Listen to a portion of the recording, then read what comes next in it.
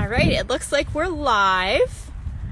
Hi everybody, we'll give everybody a chance to hop on here. We're a little bit behind because we got distracted with these beautiful flowers. Hi everyone. So we are meeting today with Jenelle. She is the owner of Olivia's Flower Truck. So we're in Lancaster, Pennsylvania. I know a lot of you are from the West Coast, from Florida, from Texas. So we are in Lancaster, Pennsylvania. I met Jenelle back in 2019 when we started Fontana. We did a lot of the same local makers markets, and Jenelle brought her flowers and her bouquets, and we got to talking and we struck up a friendship. And I asked Jenelle for our Valentine's Day gift guide if she would be willing to have her flower bouquets listed, and she kind of shocked me when she said, "Thank you, but that doesn't really go with your non-toxic mission." And I was like, "Well, what do you mean?" So Jenelle was graciously kind enough to write us a blog post about what she learned about the flower industry, and that's now on our website, and it was really shocking. So we saw a lot of parallels with the candle industry and the flower industry, so we're going to talk to Jenelle a little bit today about what she's learned about the flower industry and how to find the best flowers to bring into your home. Yeah. So thanks for having us absolutely. out here today. Absolutely. We're standing in a hoop house, which is an unheated greenhouse, and we have anemones on one side, and then behind us are ranunculus. So that's what we're looking Beautiful. at today. Yes, and we saw your eucalyptus earlier. Yes. So we made an interesting point about eucalyptus. Right now the trend is to bring the bunches into your shower and to get the aroma and the steam from the plants. And Jenelle made the point that that might not be such a great idea. So would you like to talk about that? Sure. And I think what we're talking about today is what is happening to the flowers that we are bringing into our homes. What has happened to them in their life? What has happened to them prior to getting to us? And so as far as the eucalyptus goes, the question is, what is on that eucalyptus? We don't know. We know that if it's coming from outside of the country, there's a very good chance that it has been sprayed with something, that it's possibly been fumigated. And so I think that would be my caution if you're going to hang it in your shower. So think about, you're hanging these stems in your shower, hot water is hitting that steam, and then you're breathing it directly into your lungs. So the point of that is to get the oils off of it, and that's what the benefit is. But I would say you don't know what else is on there. I would So look for local, find a farmer that grew their own eucalyptus, so you can ask. Yes, 100%. Yeah, that's definitely the thing. Ask what has happened. So I think from talking to Jenelle, I've learned that so many of our flowers, especially the flowers in your grocery store, in your local florist shop, all the big floral companies, they're not coming from the United States in most cases. That's right. So most of our flowers are coming from Ecuador, Colombia, Latin America. Right. There's some roses that are grown in Kenya, but I think those probably predominantly go into the European markets. But yes, they're coming from outside of the U.S., and there's a number of reasons why. Can everyone still hear us with the wind? Yeah. It's windy up here. Are we still good? Awesome. All right, great. So yeah, like most of the flowers are not grown in the United States, and that really brings up the point that flowers are now basically engineered to be really good freight and to be really sturdy so they can handle the trip to get to the United States. So I think that's just an interesting point, that when they're getting grown to be freight and cargo, they're getting sprayed with all sorts of chemicals. Yes. Many are illegal in the United States. So maybe if you talk about a little bit their trip to get here.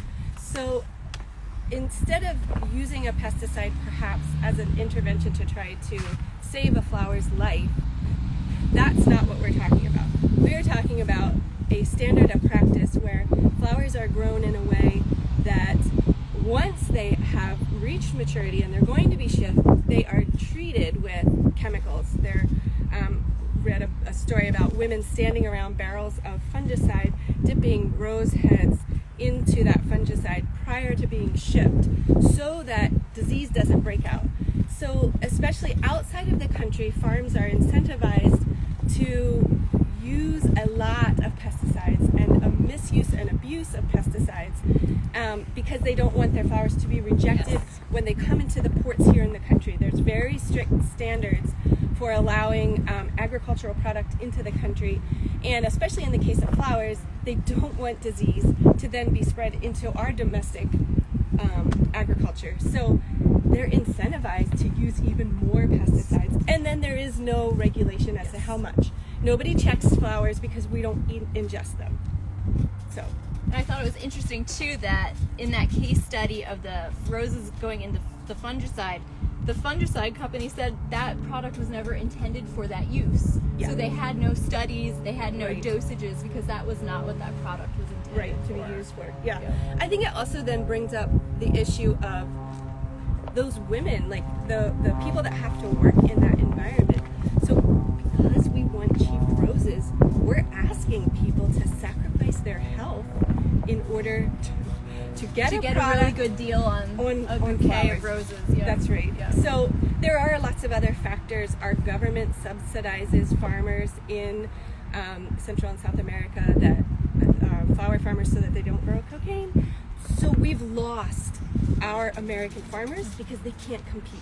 They can't compete with a season that goes all year long. They can't compete with workers who they can pay very minimal wages to, and they can't compete with a subsidized crop.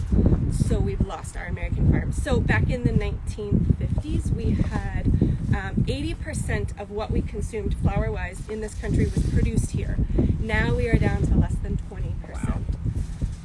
Just because of those factors, farms, they just can't compete. Labor is a big part of that. They need to pay fair wages. So if you are buying flowers locally, understand that those farmers are trying to pay people fairly, and that's the reason that flowers cost more. Yep. But it's for And then when you buy locally, you can talk to the farmer, you can talk to the grower and ask them questions that a florist who gets their flowers imported most likely won't know the answers on how those were grown. Right. There is a shift in the floral industry, which is really, really good, where they are seeking out, florists are seeking out local farmers. There are some shops, I know there's one in Baltimore that have color flowers. I think she is 100% only purchasing either American grown or from a local farm. Wow. So that's that's making a really big statement. It is. So you can find people, but I would say ask questions. It's the same thing with the candle industry, because flowers aren't marked. You buy a bouquet, you have no idea what you're getting, you don't know where it's from. It's just a bouquet of mixed flowers. Same thing with the candle. Most candles do not have a label with ingredients. You don't know the chemicals in it, so you have to ask questions to the companies selling them. Yeah, definitely. So transparency in both industries is definitely needed. I think people just don't realize what is on flowers and realize those implications.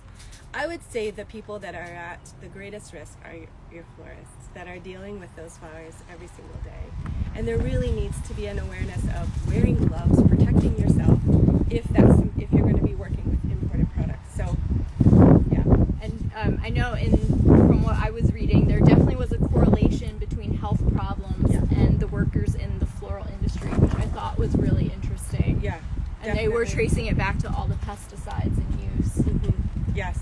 And, there again, I think as a consumer, which is, why we are talking to you guys about this, is that to realize that our buying choices really do affect a greater change. And when you start asking these questions and saying, well, what's happening to people making different choices, if you stop buying those things, somebody's going to perk up and pay attention. So. And I read too, I thought it was interesting, the floral industry is trying to get certifications on flowers, sort of like Made Safe, like what we did with Made Safe. And I thought that was really neat, that that's really coming up in the industry right now. Yes, I think because people are becoming more aware, just like with our food, the farm-to-table movement that affected the restaurant industry, I think the same thing is happening where people are like, wait a minute, like we want to purchase products that help everyone instead of harming people. And I know Jenelle's goal is to grow more and more of her flowers herself and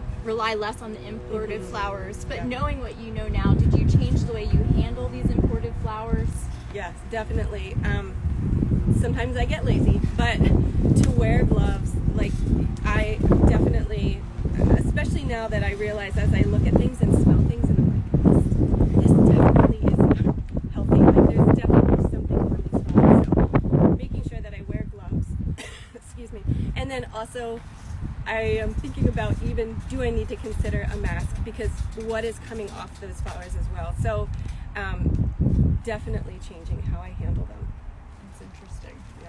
It's like when we really, in the beginning of our candle making stages, we used fragrance oil because we didn't know any better. Right. Everybody said it's safe, it's used everywhere, and then really becoming aware after reading the safety data sheets that, yeah, we should be wearing gloves, we should be wearing a mask, and how many people don't do that because they don't take the time to read those safety sheets. I think that information just isn't out there in general It gets for people lost. to know. Yes. It gets, especially for the end consumer. They'll Right. never get to see those No.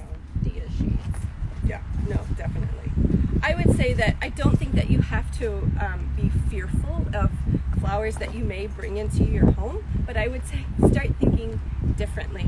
The real big impact is for florists that are touching the stems and leaves, stripping them with their hands, getting that, coming close in contact on a consistent basis. Day in, day out. Yep. But as a consumer, to say, okay, I want to do something differently and I want to support a different industry, and that's the message. Find your local flower farmer and get to know them and find out what they do. And if you can't, you can at least look for something that says that it's been produced in America, American grown. That's a label you want to look for. Are there certain flowers that are more American grown than others? Good question. I would say that for the most part, everything that you're used to seeing in the grocery store is also produced in America. There's a lot of rose farms in California, so that's where roses would predominantly come from. Most of our large flower farming businesses are located in California, just they have that longer growing season. So that's where a lot are produced. So, Wonderful. and then us little guys. Right. Yes. Yes. Well, thank you so much, Yeah, Jenelle, for thank talking to you. us today. It was so interesting. We love the parallels between what you're doing and what we're doing. So if you want to learn more, please go to our blog and read Janelle's guest post. And I highly recommend reading the book that she referenced in that post. It is just fascinating. Yeah. If you want to We have learn it more, here. we have a copy we can show. Highly recommend getting this book if you're interested. There's not a lot of information out there as far as what goes on in the flower industry. I think people just don't even think about it. So I liked that the author actually went to the farms.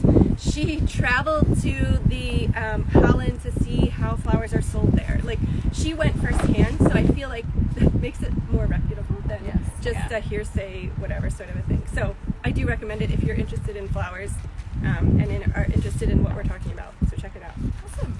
Thank you, everyone.